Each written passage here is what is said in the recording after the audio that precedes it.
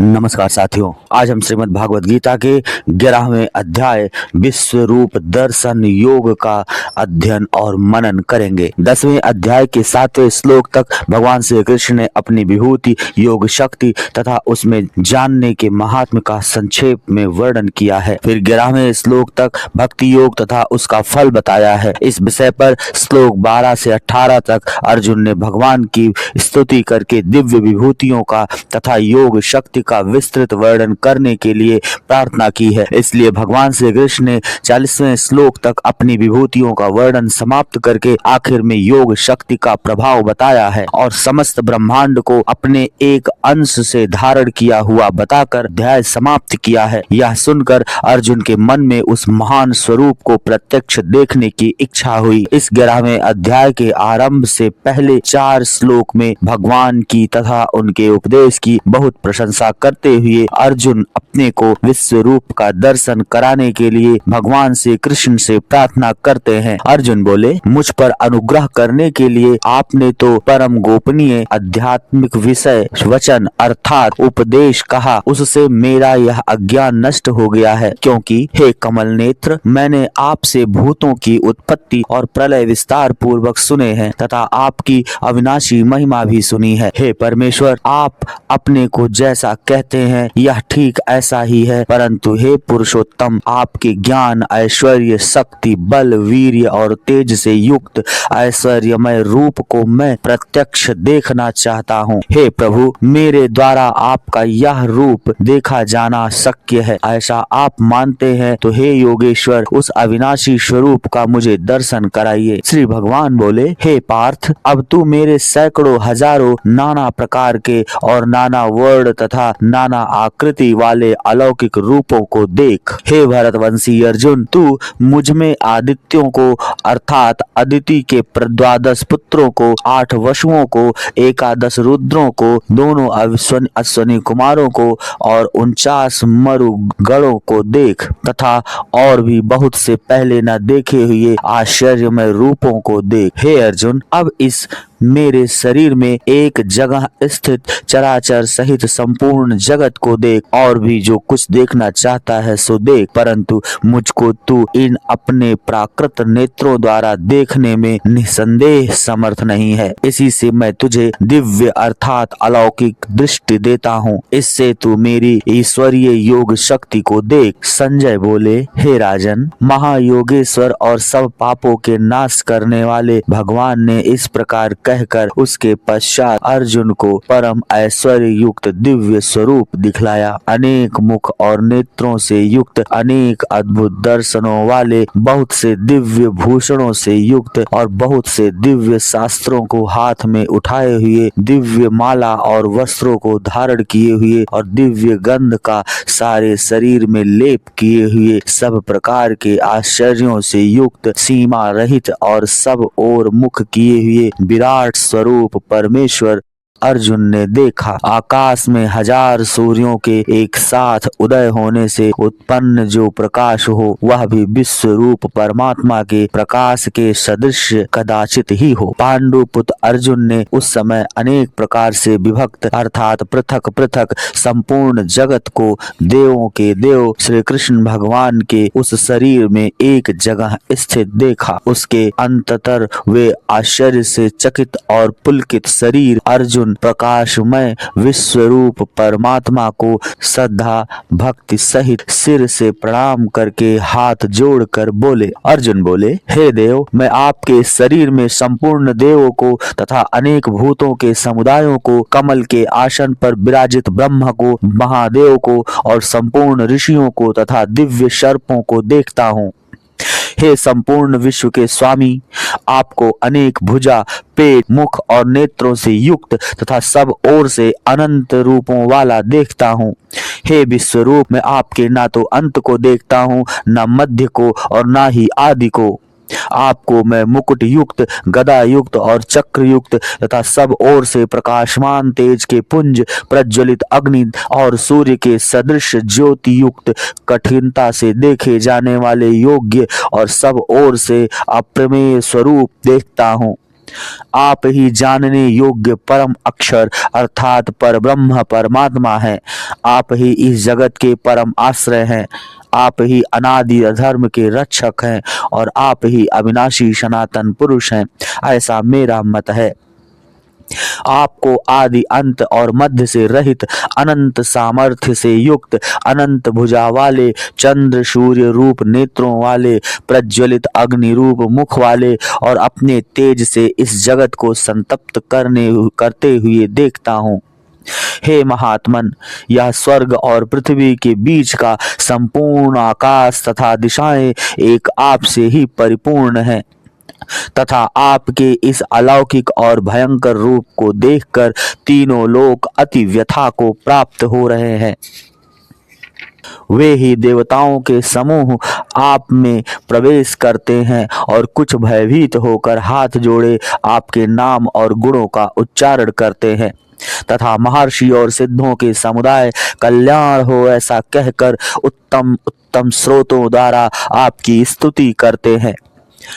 जो 11 रुद्र और 12 आदित्य अर्थात 12 सूर्य तथा 8 वसु, साध्यगण, विश्वदेव, अश्वनी कुमार तथा मरुदगण और पितरों का समुदाय तथा गंधर्व, यक्ष, राक्षस और सिद्धों के समुदाय हैं, वे सब ही विस्मित होकर आपको देखते हैं। हे महाबाहो, आपके बहुत मुख और नेत्रों वाले, बहुत हाथ, जंघा और पैरों वाले, बहुत उदरों वाले और बहुत सी दाढ़ों के कारण अत्यंत विकराल महान रूप को देखकर सब लोग व्याकुल हो रहे हैं तथा मैं भी व्याकुल हो रहा हूँ, क्योंकि हे विष्णु, आकाश को स्पर्श करने वाले देदीप्यमान अनेक वर्णों से युक्त तथा फैलाए हुए मुख और प्रकाशमान विशाल नेत्रों से युक्त आपको देखकर भयभीत अंतःकरण वाला मैं धीरज और शांति नहीं पा रहा हूँ। दाढ़ों के कारण विकराल और प्रलय काल की अग्नि के समान प्रज्वलित आपके मुख को देखकर मैं दिशाओं को नहीं जानता हूँ और सुख भी नहीं पाता हूँ। इसलिए हे देवेश, हे जगन विनाश, आप प्रसन्न हो। वे सभी धृतराष्ट्र के पुत्र राजाओं और समुदाय सहित आप में प्रवेश कर रहे हैं और भीष्म पितामह, द्रोणाचार्य तथा वह कर्ण और हमारे पक्ष के भी प्रधान योद्धाओं के सहित सबके सब आपके दाढ़ों के कारण विकराल भयानक मुखों में बड़े वेग से दौड़ते हुए प्रवेश कर रहे हैं और कई एक चूर्ण हुए सिरों सहित आपके दांतों के बीच में मुझे लगे हुए से दिख रहे हैं।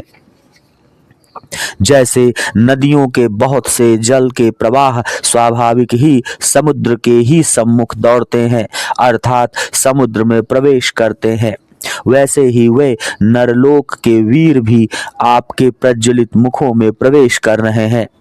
जैसे पतंग मोहवश नष्ट होने के लिए प्रज्वलित अग्नि में अति वेग से दौड़ते हुए प्रवेश करती है, वैसे ही ये सब लोग भी अपने नाश के लिए आपके मुख में अति वेग से दौड़ते हुए प्रवेश कर रहे हैं।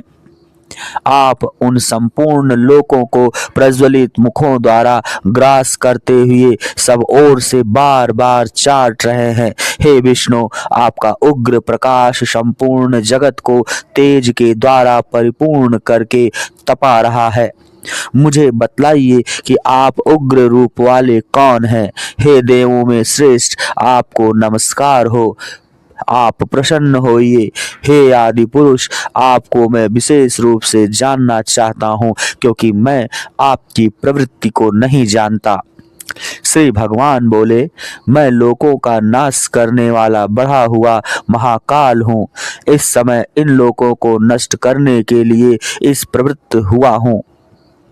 इसलिए जो प्रतिपक्षियों की सेना में स्थित योद्धा लोग हैं, वे सब तेरे बिना भी नहीं रहेंगे, अर्थात तेरे युद्ध न करने पर भी इन सब का नाश हो जाएगा।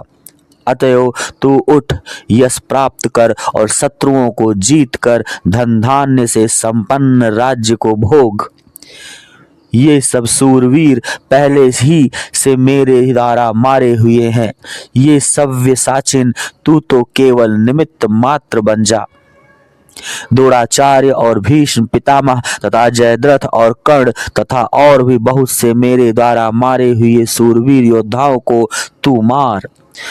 भय मत कर, निसंदेह तू युद्ध में वैरियों को जीतेगा, इसलिए युद्ध कर। संजय बोले, केशव, भगवान के इस वचन को सुनकर मुकुटधारी अर्जुन हाथ जोड़कर कांपता हुआ नमस्कार करके फिर भी अत्यंत भयभीत होकर प्रणाम करके भगवान श्री कृष्ण के प्रति गदगद वाणी में बोले।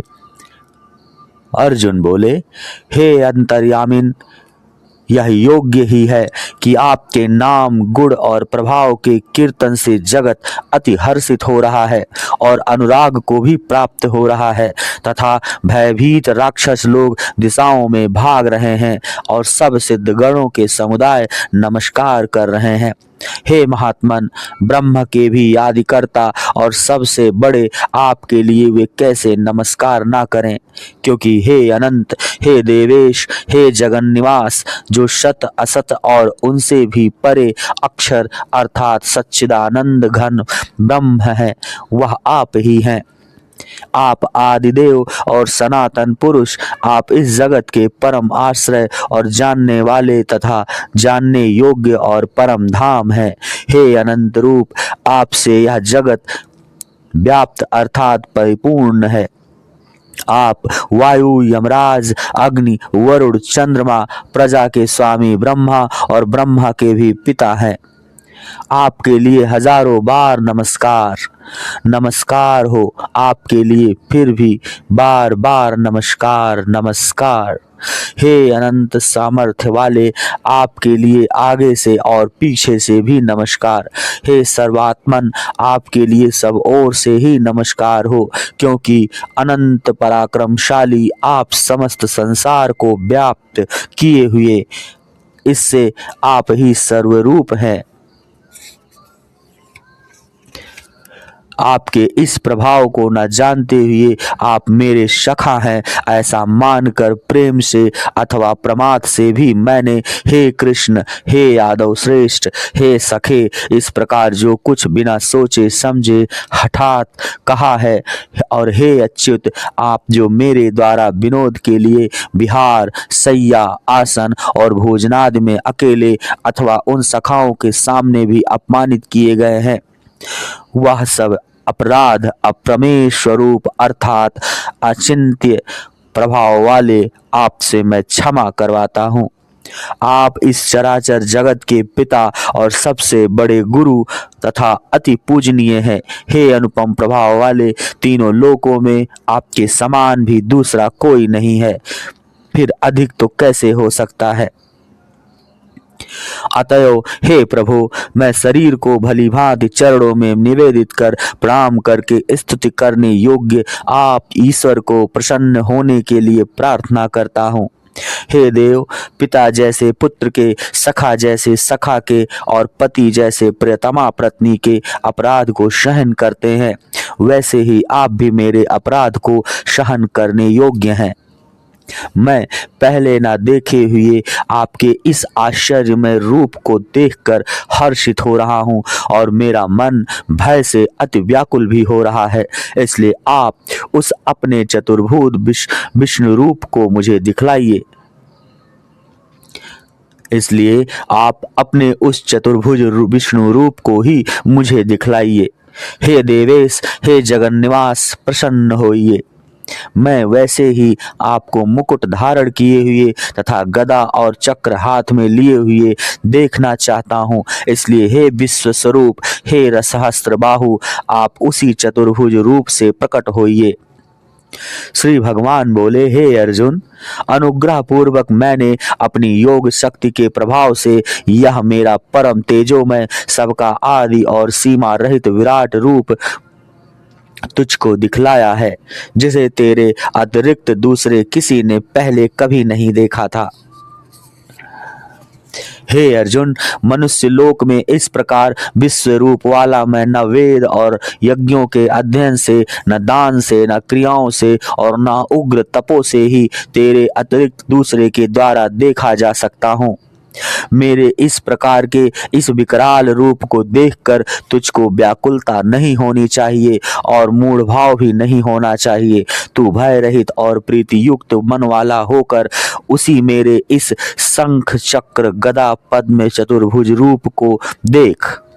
संजय बोले, वासुदेव भगवान ने अर्जुन के प्रति इस प्रकार कहकर फिर वैसे ही अपने चतुर्भुज रूप को दिखलाया और फिर महात्मा श्री कृष्ण के सौम्य मूर्ति होकर इस भयभीत अर्जुन को ढाढ़स बंधाया। अर्जुन बोले, हे जनार्दन, आपके इस अति शांत मनुष्य रूप को देखकर अब मैं स्थिर चित्त हो गया हूँ और अपनी स्वाभाविक स्थिति को प्राप्त हो गया हूँ। श्री भगवान बोले, मेरा तो चतुर्भुज रूप तुम देखा है तुमने, यह सुसदृश्य अर्थात इसके दर्शन बड़े ही दुर्लभ हैं। देवता भी सदा इस रूप के दर्शन की आकांक्षा करते हैं। इस प्रकार तुमने मुझको देखा है, इस प्रकार चतुर्भुज वाला रूप मैं न वेदों से, न तप से, न दान से और न यज्ञ से ही देखा जा सकता हूँ, परंतु हे परम तप अर्जुन, अनन्य भक्ति के द्वारा इस प्रकार की चतुर्भुज रूप वाला मैं प्रत्यक्ष देखने के लिए, तत्व से जानने के लिए तथा प्रवेश करने के लिए अर्थात एक ही भाव से प्राप्त होने के लिए भी शक्य हूँ। हे अर्जुन, जो पुरुष केवल मेरे ही लिए संपूर्ण कर्तव्य कर्मों को करने वाला है, मेरे परायण है, मेरा भक्त है, आसक्ति रहित है और संपूर्ण भूत प्राणियों में बैर भाव से रहित है, वह अनन्य भक्ति युक्त पुरुष मुझको ही प्राप्त होता है। इस प्रकार उपनिषद, ब्रह्म विद्या तथा योग शास्त्र रूप श्रीमद् भागवत गीता के श्री कृष्ण अर्जुन संवाद में विश्व रूप दर्शन योग नामक 11वां अध्याय संपूर्ण हुआ।